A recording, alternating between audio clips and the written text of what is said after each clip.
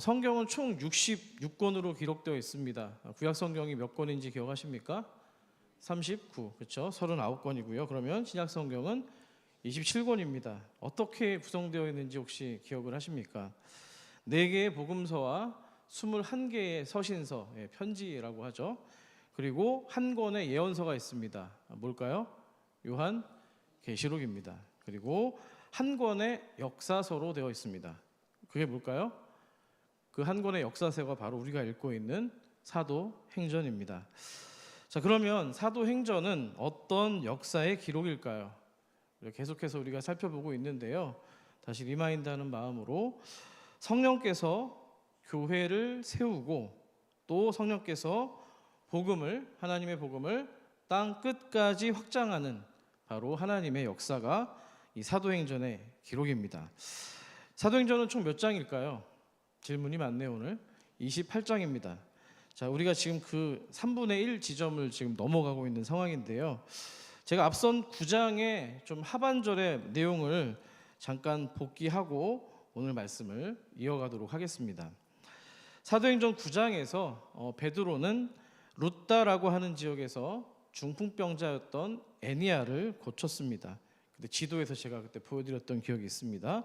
그리고 나서 해안가 쪽에 있던 욥바라는 도시로 이동을 해서 죽은 다비다를 살리는 기적을 베풀었죠.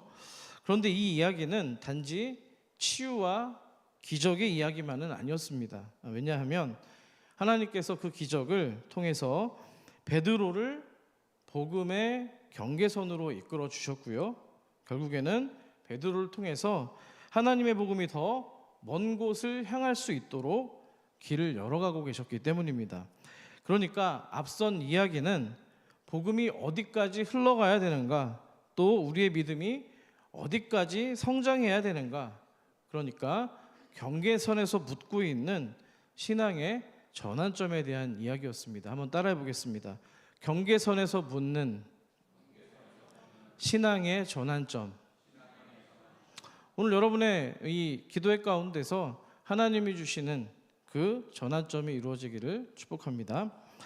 베드로는 지금 유대 땅의 핵심 지역이었던 예루살렘에서 점차 바깥쪽인 지중해 해안까지 이동 중에 있습니다. 특히 우리가 살펴봤던 욥바라는 도시는 이스라엘의 지리적인 끝자락인 동시에 말하자면 이방인들의 선교를 위한 관문이 되는 도시라고 이해하시면 좋겠습니다.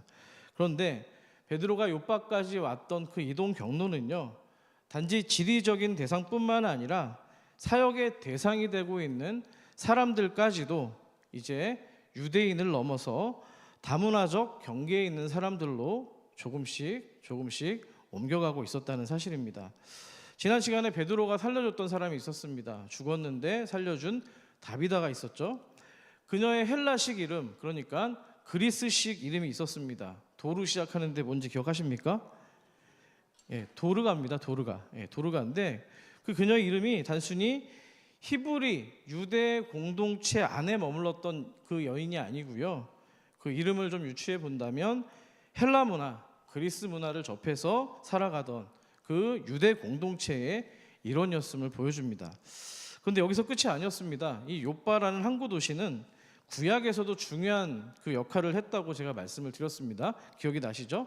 어떤 선지자 얘기를 제가 했던가요? 요나 선지자 얘기를 했었습니다. 기억나시죠?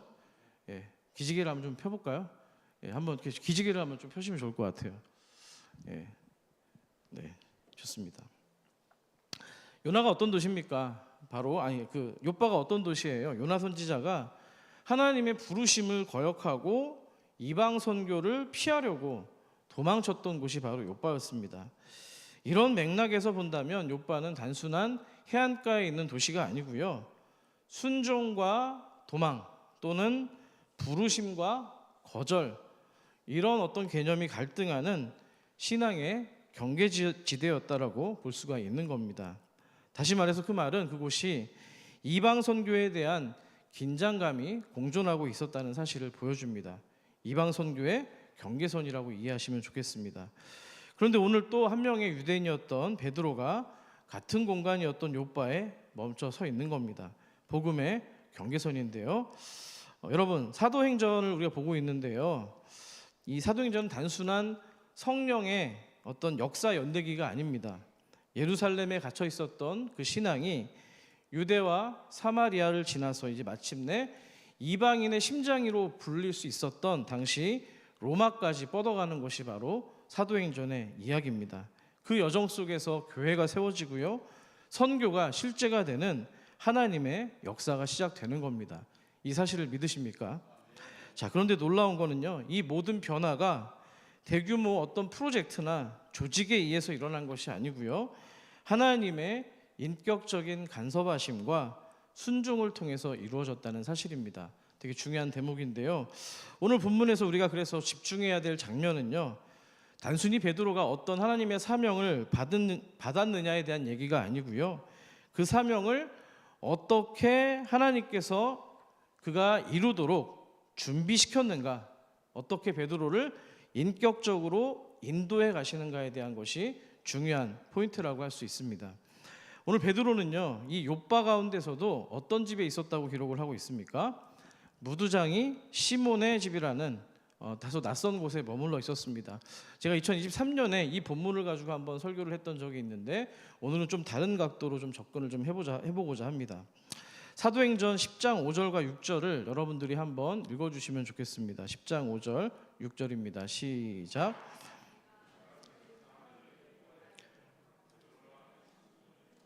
잠깐만요. 다시.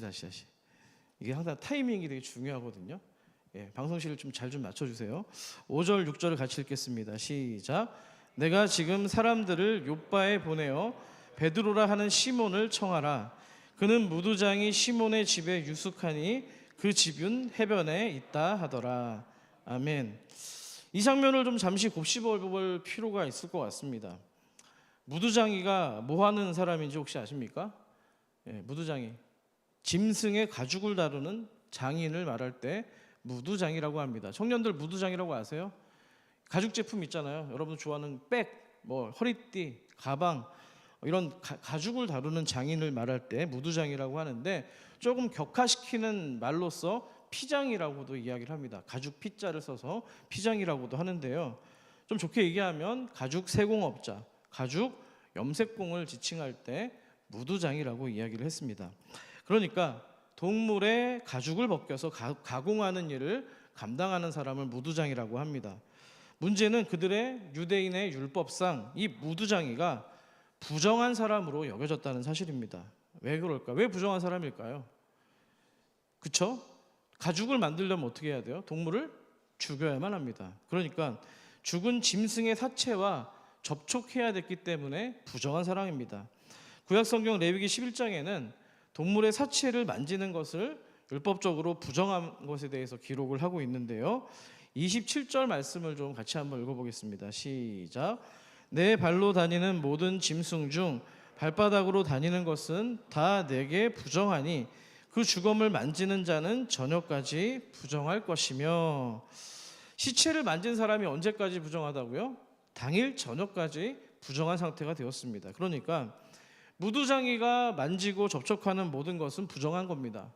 마이다스 손의 그 그리스 신화를 보면은 만지는 것마다 황금이 된다고 했는데, 무두장이가 만지는 것마다 정결한 것이 아니라 부정한 것이 되는 겁니다. 또 무두장이가 만진, 예를 들어서 이걸 만졌습니다. 보면대를 만졌는데 누가 와서 이걸 만진 거예요? 그러면 이걸 만진 사람조차도 부정하게 되는 겁니다. 부정한 대상, 부정한 사람, 부정한 사물을 만지는 것조차도 부정해졌다는 겁니다. 여러분, 당일 저녁까지만 부정해졌다라고 뭔가 한계를 두고 있는데, 좀 상식적으로 한번 생각을 해보시기 바랍니다. 무두장이는 날마다 직업이 뭐예요? 짐승의 사체를 만져야만 됩니다. 그러니까 그가 가진 직업의 특성상 그들은 정결하고 싶어도, 거룩하고 싶어도 그럴 겨를이 없었던 겁니다.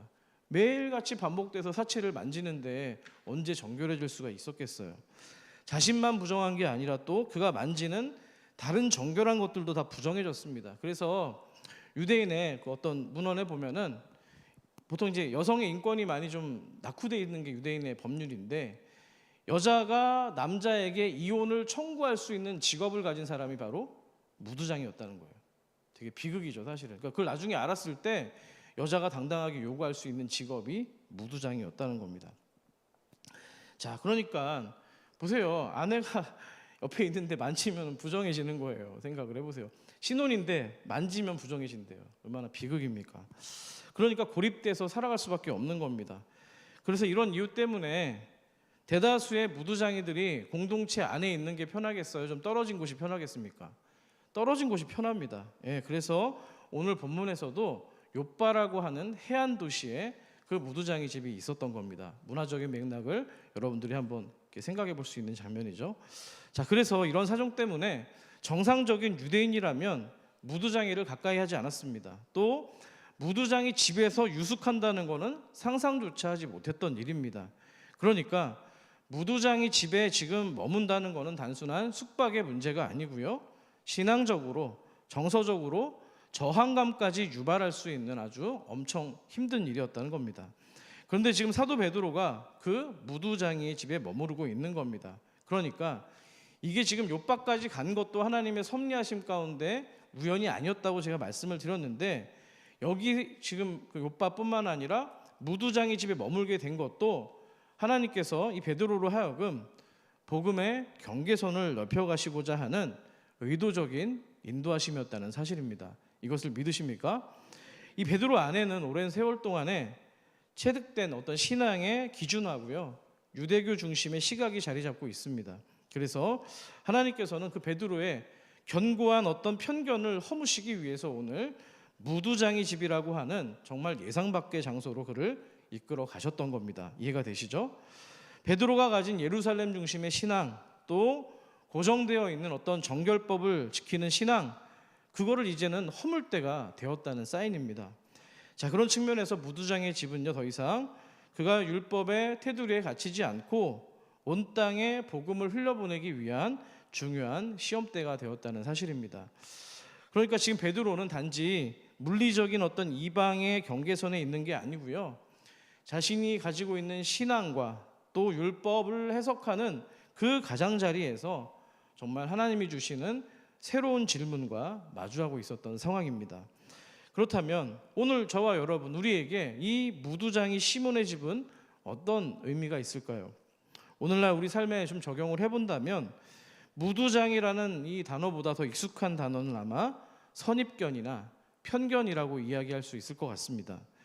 우리도 누군가를 향해서 그런 마음을 가지고 있습니다. 직업에 대한 편견, 학력에 대한 어떤 편견, 또는 생활 방식에 대한 편견, 또 신앙생활을 하는 어떤 각자의 가지고 있는 어떤 잣대가 있지 않습니까? 그거에 따라서 편견을 가질 때가 있어요. 우월감을 갖든지 열등감을 갖든지 어떤 편견이 있다는 겁니다. 그런데 그런 벽은요, 아무도 모르게 어느 순간에 우리 안에, 신앙 안에도 스며들 수 있다는 겁니다. 하지만 하나님께서는 오늘 그런 선입견과 편견의 공간에서 베드로를 이끌어 주셨고요, 거기서부터 그게 그야말로 새로운 하나님의 일을 행하기 시작합니다. 자, 저는 오늘 하나님께서 이 베드로를 통해서 욥바까지, 또 욥바에서 이 무두장의 집에 오는 그 과정을 보면서 한 가지 중요한 교훈을 얻었습니다. 뭐냐면은 하나님은, 또 우리 성령 하나님은 어떤 일을 어떤 사람을 통해서 계획하시고 일하실 때 때로는 정말 강하게 푸시하셔서 그 자리를 거절하지 못하도록 강하게 이렇게 밀어붙이시는 경우도 있지만, 대다수의 경우에는 오늘 베드로에게 행하신 모습처럼 아주 세심하시고 섬세하시고 인격적으로 한 걸음 한 걸음씩 이끌어 가신다는 사실입니다. 믿으십니까? 제가 신학대학원을 처음 지나갈 때, 또 신학 공부를 하기로 결단을 했을 때 하나님께 제일 처음에 드렸던 기도가 그거였습니다. 주님, 저 한 걸음만 가도록 하겠습니다. 저 머리 나쁜 거 아시죠? 이해 못하는 거 아시죠? 고집도 센 거 아시죠? 저 아는 것도 별로 없는 거 아시죠? 근데 요즘에는 좀 바뀌었어요. 뭘까요? 제가 기도를 잘못한 것 같아요. 한 걸음이 아니라 반 걸음만 좀 잘 따라갈 수 있도록 기도가 바뀌었습니다. 혹시 제가 썼던 일기장이 정말 궁금하시다면 보여드릴 의향이 있습니다.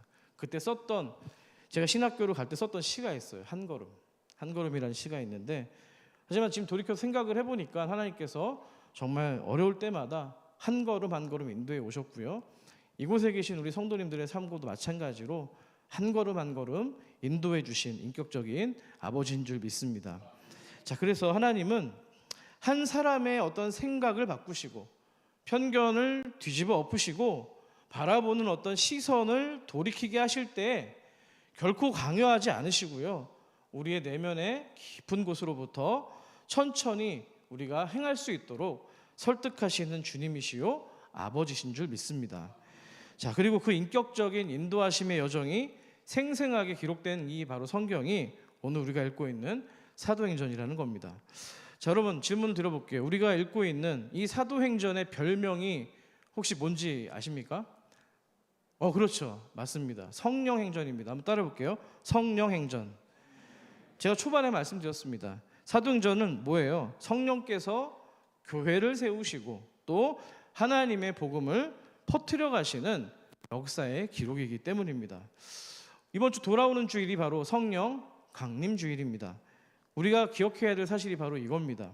성령 하나님께서는요, 뭔가 우리의 감정을 자극하셔서 겉으로 드러나는 어떤 눈에 보여지는 은사와 어떤 기적과 역사만, 그런 능력만 나타내시는 분이 아니라는 겁니다. 오히려 우리 안에 있는 쾌쾌 묵은 어떤 마음들, 어떤 선입견과 딱딱한 어떤 고집들, 편견들을 부드럽게 만들어 주시고요, 막혔던 길을 새롭게 열어주시고 또 삶의 중심을 다시 복음 위에서 세워주시는 인격적이신 하나님이라는 사실입니다. 그러니까 저와 여러분의 시선과 태도, 또 삶의 방향까지도 새롭게 하시는 분이 성령 하나님인 줄을 믿으시기를 축복합니다. 오늘도 어쩌면 하나님께서는 이 베드로처럼 저와 여러분을 어디론가 데려가실지 모르겠습니다.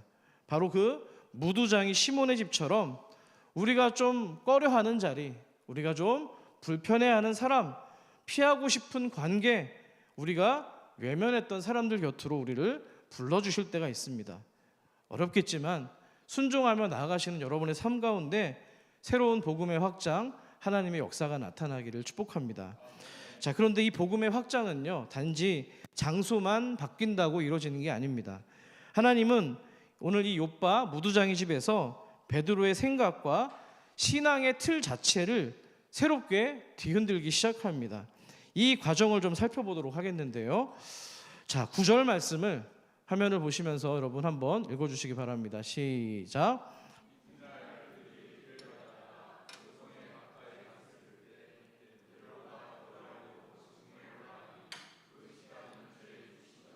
아멘.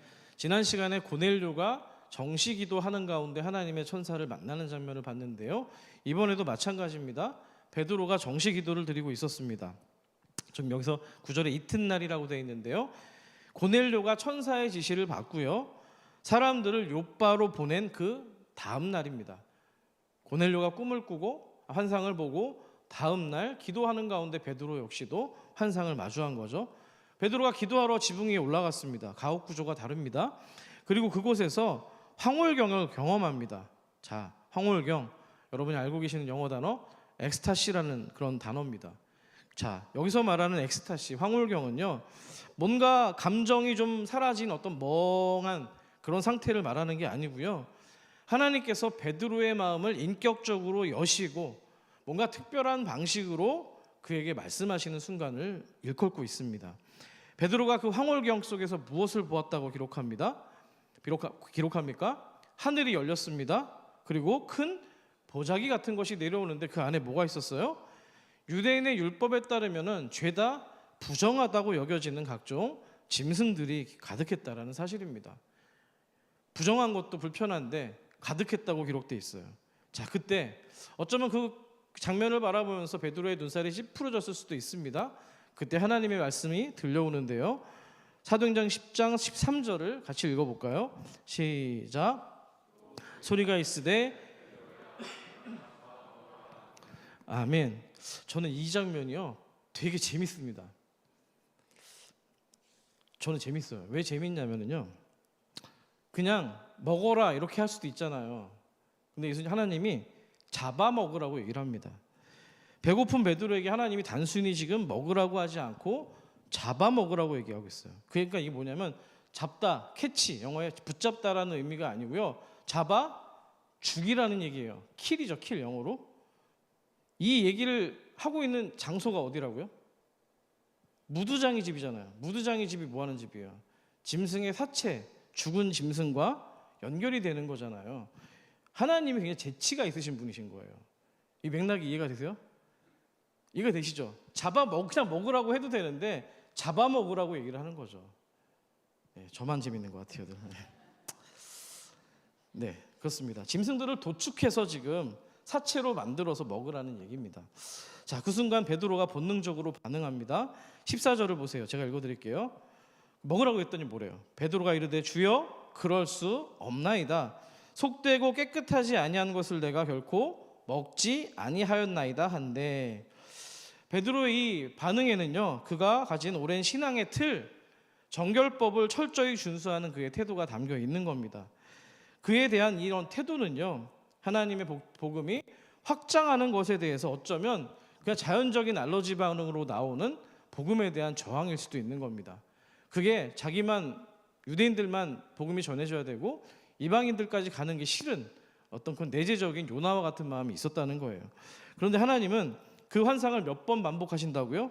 3번 반복하십니다. 이것도 재밌지 않습니까? 3-4번 하면은 베드로에게 낯설지 않은 광면입니다. 그가 예수님을 부인한 후에 주님께서는 갈릴리 바다에서 몇 번 질문하십니까? 3번 질문합니다. 베드로의 트라우마를 인격적으로 치유해 주시는 과정이 바로 3번이었다는 겁니다. 그러니까 오늘 본문에 3번 보여진 환상은 단순한 반복이 아니라는 겁니다.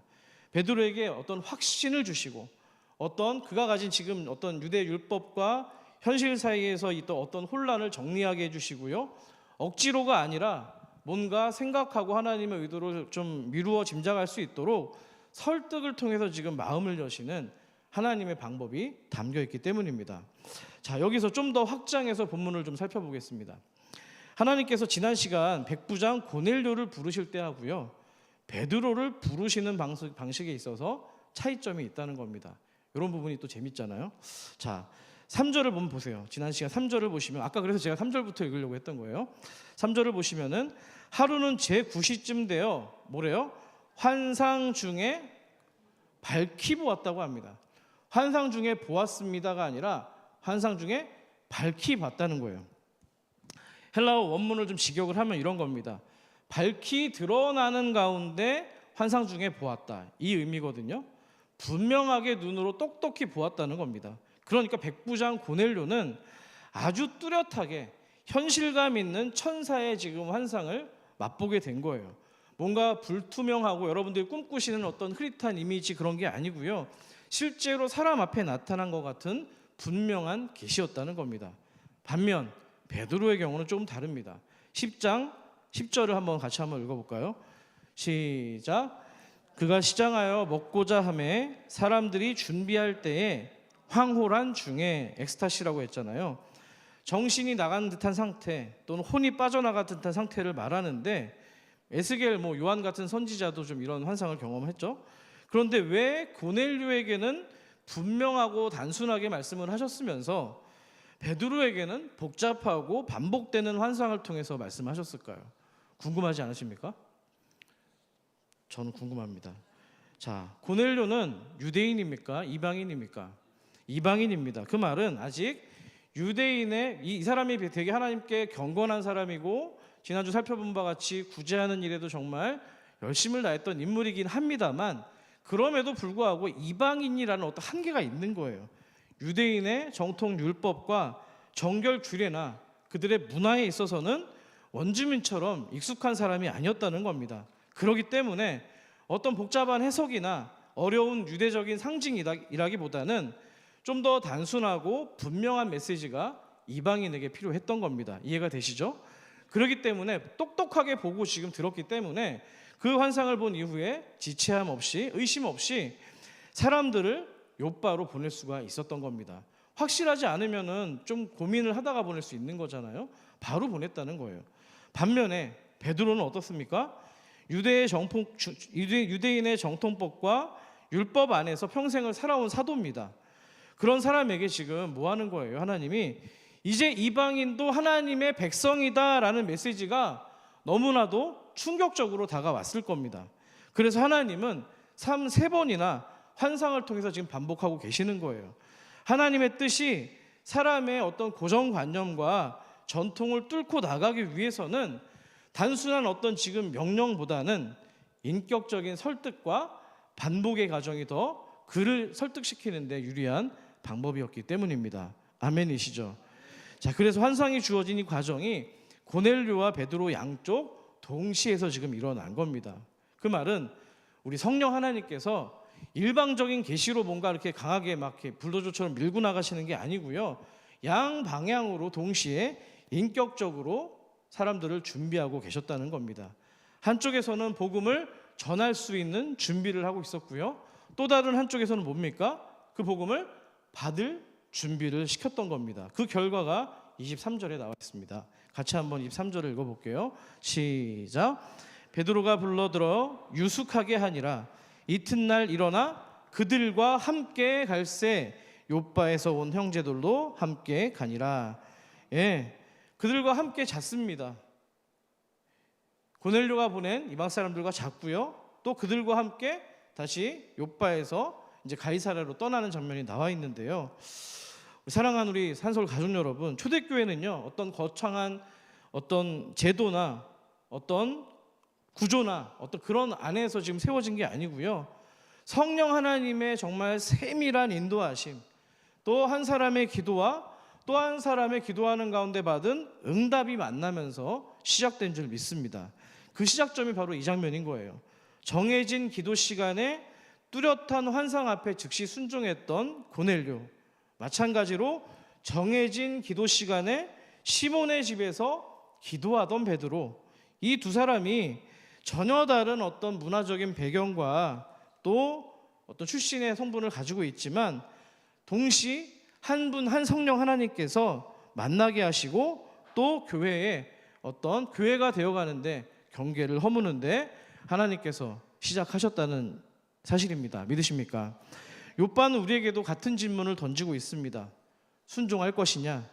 머뭇거릴 것이냐? 아니면 그저 익숙한 경계선 안에만 머물 셈이냐? 아니면 하나님의 부르심을 따라서 무두장이 집에서도 잠을 잘 수 있고 또 고넬료 이방인에게도 그 집에도 갈 수 있느냐 묻고 있습니다.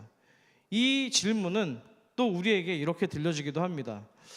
내가 정결하다고 여기는 것은 무엇이고 너가 속되다고 여기는 것은 무엇이냐? 그 기준은 너의 시선이냐 너의 뜻이냐 묻고 있습니다.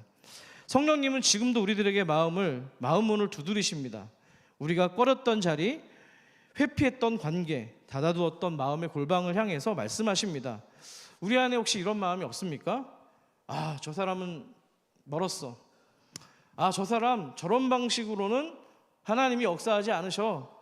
아, 어쩌면 나는 이 자리에 어울리지 않는 사람일지 모르겠어. 이렇게 생각하시는 분이 계십니까? 하나님은 이렇게 말씀하십니다.